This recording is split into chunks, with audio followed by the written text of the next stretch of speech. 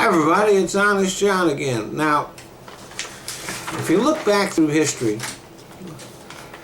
white people have been fucking around with the Middle East for a long time.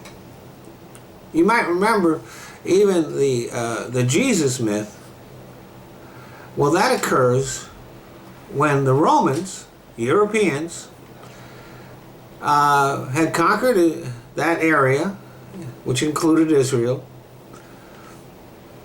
so they were in charge.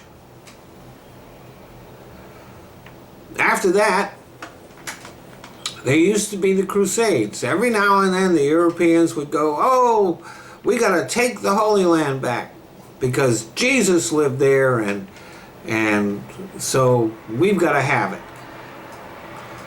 Now, the Arabs didn't give a fuck about Jesus or the Holy Land. This was their place. They were living there. And so every time the Crusaders would come, they'd pretty much slaughter their ass. There was even a children's crusade. These dumb, crazy motherfuckers decided they were going to send 5, 6, 7, 10-year-old kids over there to take the Holy Land because God would protect them. Well, God hadn't protected any of the other Crusaders, and he sure didn't protect the kids. So they got slaughtered.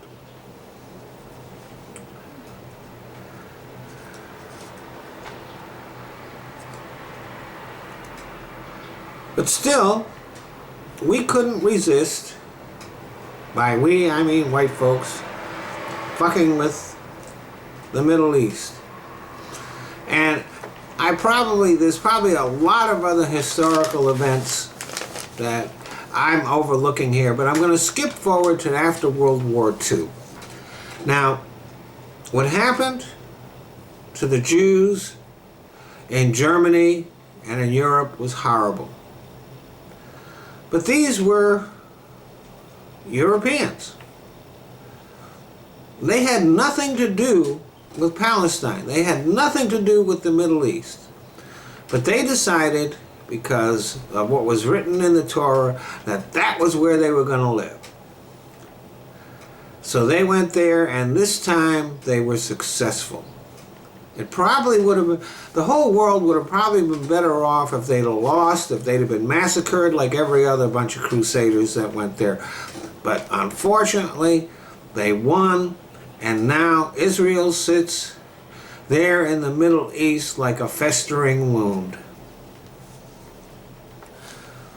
And naturally, the people that they took the land from keep trying to kill them, which is the same thing we would do if it happened to us. But they're like, well, they're doing that because they hate Jews. No, they're doing that because you took their shit and you've been treating them like shit for 77 years now.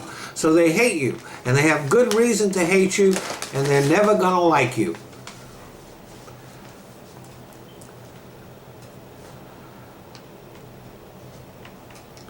Which brings us to the present day and our involvement in Iraq.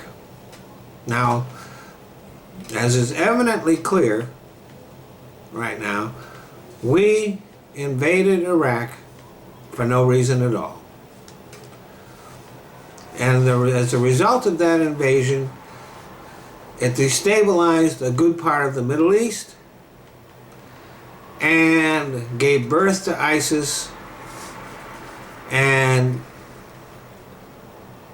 eventually led to the Syrian civil war, although that might have happened anyway. But the reason why things are so fucked up in the Middle East has a lot to do with us. We fucked it up. Now, after 10 years over in Iraq, Obama decided, well, he didn't really decide it.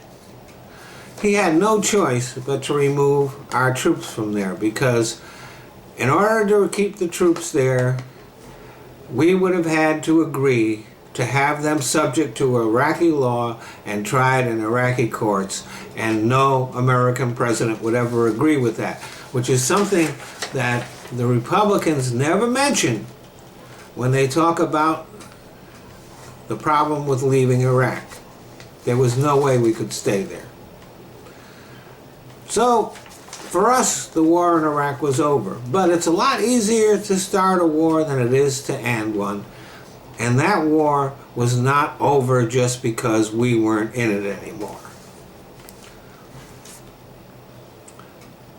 So, that's pretty much our history of screwing up the Middle East. And about the only sensible decision that has been made was Obama's decision that, hey, we're not going to try to fix things anymore, because every time we do, we just make things worse. It's up to them to fix it. We'll help, we'll support, but we're not going to do it. That's the smartest thing decision he could have made.